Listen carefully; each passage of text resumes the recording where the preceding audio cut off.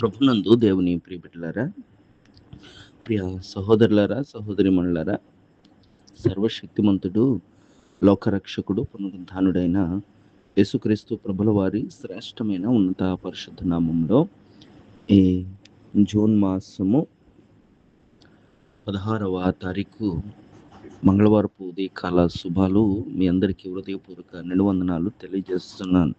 అందరూ బాగున్నారా? దేవుని మహాకృపలో అందరూ క్షేమంగా ఉండాలని ప్రార్థన చేస్తున్నాను.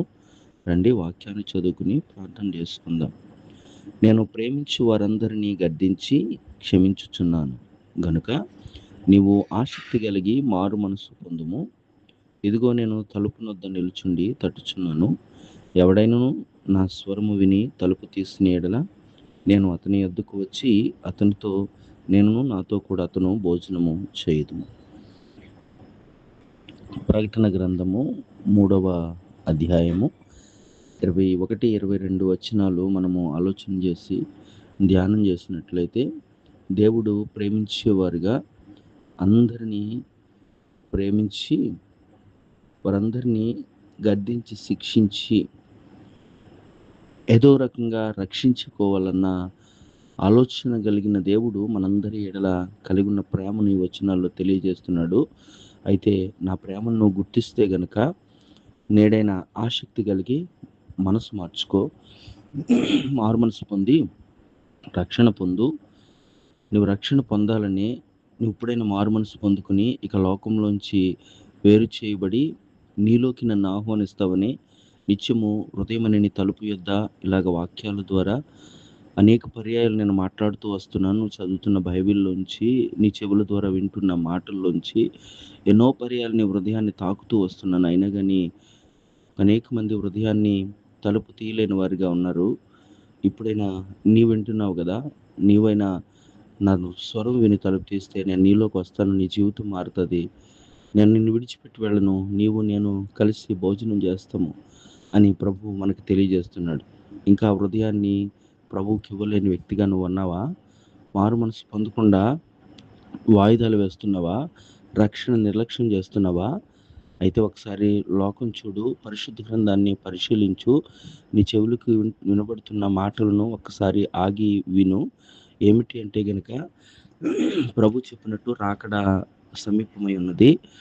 రాకడ గుర్తులు జరుగుతూ ఉన్నాయి.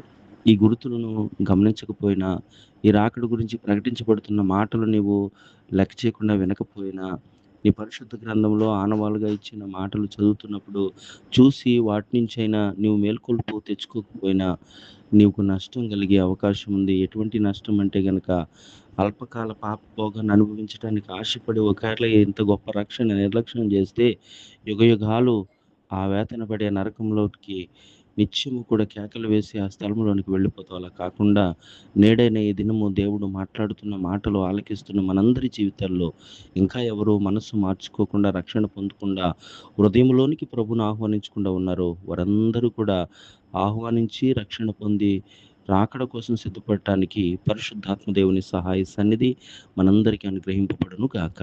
ఆమేన్. ప్రార్థన. సర్వశక్తిమంతుడా, సర్వోన్నతుడా, లోకరక్షకుడా, అందరి కోసం ప్రాణం పెట్టిన ప్రేమమూర్తి నీకు వందనాలు. నువ్వు అనుగ్రహించిన ఈ దినకాల ఆయుష్ను బట్టి, నువ్వు ఇచ్చిన విలువైన మాటలను బట్టి నీకు స్తోత్రాలు. ఆలకిస్తున్న అందరి జీవితాల్లో రక్షణ, మారు మనసు దయచేయండి. ఎవరు రక్షణ లేకుండా వారందరినీ రక్షించుకుని నేను నిత్యరాజ్య వారసులను చేయండి. ఈ గ్రూపుల్లో అలాగే ఈ మాటలు ఆలకిస్తున్న ప్రతి ఒక్కరు, ఏ ఒక్కరు కూడా నశించిపోకుండా నరకానికి వెళ్ళిపోకుండా నిత్యరాజ్యంలో ఉండే ఆశీర్వాదం ఇవ్వండి. ఆయా దేశాల్లో ఉన్న బిడ్డలందరి చుట్టూ నీకు కాపుదల భద్రత ఇచ్చేయండి. నేటి దినము పుట్టినరోజు, పెళ్లి రోజు జరుపుకున్న వారికి నూతన సంవత్సర దయా కిరీటాలు ధరింపచేయండి. బలహీనులైన వారిని బలపరచండి. నువ్వు అనుగ్రహించిన ఈ సమయం అంతా కూడా, ముందున్న ఈ దినమంతా కూడా నిశ్చితానుసారంగా మా ఇళ్ళ జరిగించమని యేసు నామములో ప్రార్థన అడుగుచున్నాను తండ్రి. ఆమేన్.